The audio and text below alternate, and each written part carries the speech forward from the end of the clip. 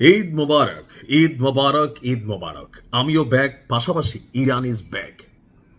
ইতিহাসে, যুদ্ধের ইতিহাসে, ইরান এবং ইসরায়েল যুদ্ধের ইতিহাসের সব রেকর্ড ভেঙে দিয়েছে ইরান। যদি ভালো লাগে ভিডিও শেয়ার করবেন। মধ্যপ্রাচ্য জুড়ে রেড অ্যালার্টও জারি করা আছে।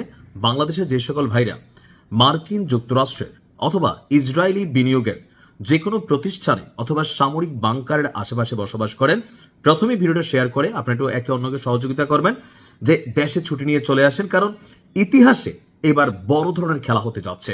কারণ ইতিমধ্যে ইরান আপনার ইসরায়েলের সাথে যতগুলো ছোট বড় যুদ্ধ হয়েছে সব যুদ্ধের রেকর্ড ভেঙে অনন্য ইতিহাস তৈরি করেছে। দর্শক, মধ্যপ্রাচ্যের চলমান উত্তেজনায় কেউ কাউকে ছাড় দিচ্ছে না। অর্থাৎ ইরান বলছে ঝুঁকেঙ্গা নেই সালা, হাম দিখা দেঙ্গে, অর্থাৎ আমরা দেখাই দিব। তো কি দেখাচ্ছে?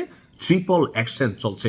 একদিকে লেবানন থেকে বীররা, অপরদিকে ইরান তাদের ক্ষেপণাস্ত্র বহরে থাকা অত্যাধুনিক প্রযুক্তির ক্ষেপণাস্ত্রের যেই বহর পাঠিয়েছে, যুদ্ধের সব রেকর্ড ভেঙে দিয়েছে।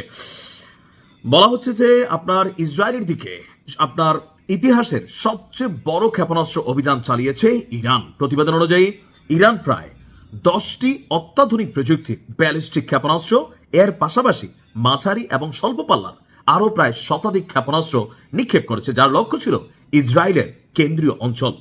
ক্ষেপণাস্ত্র শনাক্ত হওয়ার সঙ্গে সঙ্গে তেল আবিব, সেফেইলা এবং আশেপাশের এলাকায়, অর্থাৎ পুরো ইসরায়েলের 80% জায়গায় আজকে একসাথে সাইরেন বেজে উঠেছে। বাসিন্দারা একের পর এক বিস্ফোরণের শব্দ শুনেছে।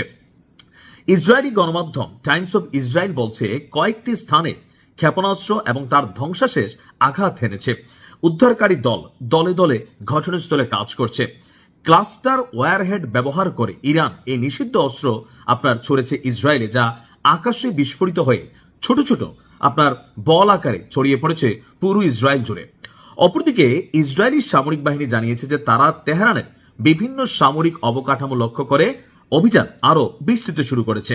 এর প্রতিক্রিয়ায় ইরান, ইসরায়েল ছাড়াও জর্ডান, ইরাক এবং উপসাগরীয় অঞ্চলে যুক্তরাষ্ট্রের সামরিক ঘাঁটি থাকা দেশগুলোর উপর আজকে একযোগে ড্রোন এবং ক্ষেপণাস্ত্র হামলা চালিয়েছে। এতে হতাহত, অবকাঠামোগত কি পরিমাণ ক্ষয়ক্ষতি হয়েছে সেটা এখনো আন্দাজ করা যাচ্ছে না। তবে বলা হচ্ছে এখন পর্যন্ত প্রায় 1340 জন ইসরায়েলি আহত হওয়ার খবর, যার মধ্যে আরো অনেকে আছে।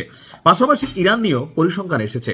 অর্থাৎ আজকের দিনে ইরান, আমাদের মধ্যপ্রাচ্যে যে সকল ভাইরা বসবাস করছেন আপনারা জানেন, প্রতিদিন কুয়েত, বাহরাইন, কাতার, ইরাক, তারপর বিভিন্ন জায়গায় যেই পরিমাণ অভিযান ইরান শুরু করছে, এমনকি আবুধাবিকে যেভাবে নাই করে দেওয়ার পরিকল্পনা করছে, আমার মনে হচ্ছে যুদ্ধ আরো বড় আকার ধারণ করতে যাচ্ছে। তবে আশার বাণী হচ্ছে এটা যে ইরান থামবে না, ঝুঁকবে না। আজকে ইরানের সর্বোচ্চ নেতা যিনি দায়িত্বশীল আছেন, সাবেক সর্বোচ্চ নেতার ছেলে, তিনি ঘোষণা দিয়েছেন ইরানকে যুদ্ধের মাঠ থেকে ভয়ভীতি দেখিয়ে সরানো যাবে না, ন্যায্যতার সাথে এই যুদ্ধের সমাপ্তি হতে হবে।